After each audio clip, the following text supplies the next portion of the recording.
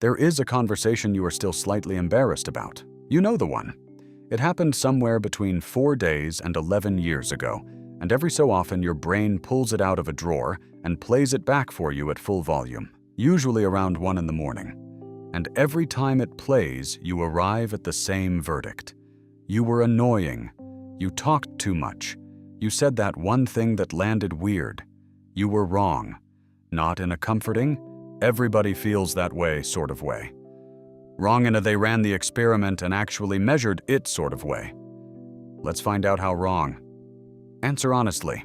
Have you ever left a conversation that went totally fine and then immediately begun reviewing it like security footage? That's the gap.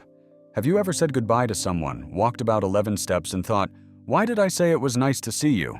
We work together. I see them daily. That's the gap. Have you ever had a genuinely good time with someone and still concluded on the drive home that you were probably a lot to deal with? That's the gap. It has a name. Researchers call it the liking gap, and it was documented by Erica Boothby and her colleagues in a paper published in Psychological Science in 2018. The setup was almost boringly simple. They put 2 strangers in a room, had them talk, then separated them and asked each person 2 questions. How much did you like them? And how much do you think they liked you? And the answers did not match.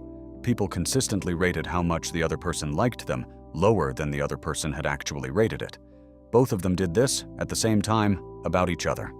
2 people walked out of the same conversation, and both quietly assumed they'd been the disappointing one. Now, before we get to why, I want to flag something, because we're going to come back to it, and it's the part that genuinely got me. This isn't a first impressions problem that sorts itself out once people get to know you. They checked.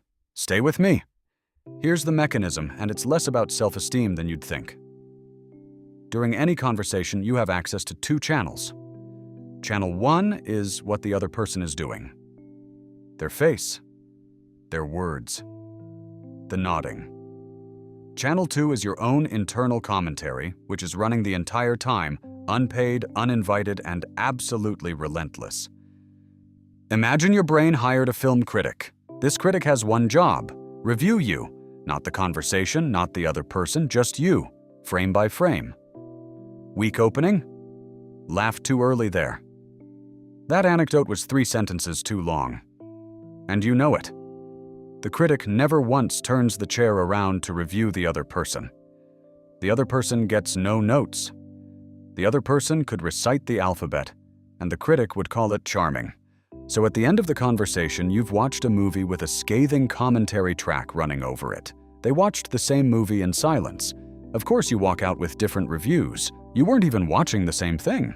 And the second half of the problem is that you can't see their critic. It's in there, doing the exact same demolition job on them. But from the outside, all you get is a person nodding politely. So you read the nodding as manners. They read your nodding as manners. 2 people being warm at each other, and both filing it under just being nice. At this point, you have probably been told what to do about this. Let's talk about why that advice doesn't work, because I think you've tried all of it.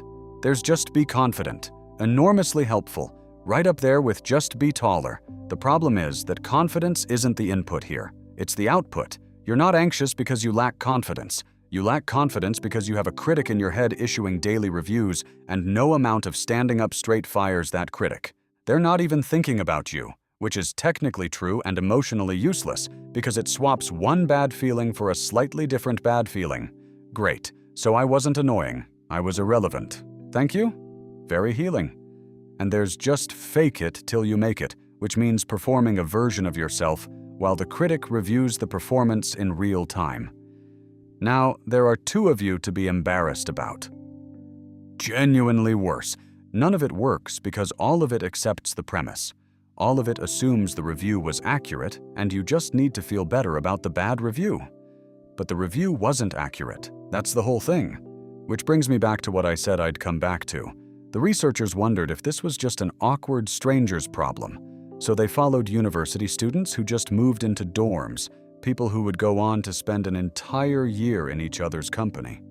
If the liking gap were a first impression wobble, it should close within a few weeks. Once you've seen someone at 8 in the morning in a bathrobe, Surely you stop wondering whether they like you. It didn't close. The gap persisted for months. These were people eating together, studying together, living down the hall from each other, and they were still underestimating how much the person next door liked them, which means this isn't a phase you exit. For a lot of people, it's just the ambient setting. There are people in your life right now who like you considerably more than you have ever allowed yourself to believe, and there is no upcoming event where they will inform you of this. There's a second finding I think about a lot from a different team.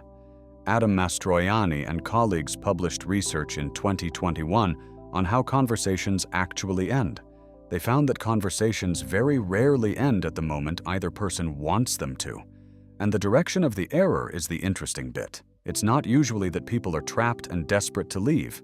Very often, both people would have happily kept going. So, picture that conversation you're embarrassed about. There's a decent chance it ended, not because you'd worn out your welcome, but because you both hit a natural pause and each assumed the other one was ready to be released. You didn't overstay. You probably left too early. So what do you actually do with this? Nothing enormous. Two small things. The first is a reinterpretation, not an action. When you get a neutral signal from someone, a polite nod, a fine chat, a message that just says, "Ha yeah," you almost certainly read it as the ceiling of what they feel. It isn't. It's the floor.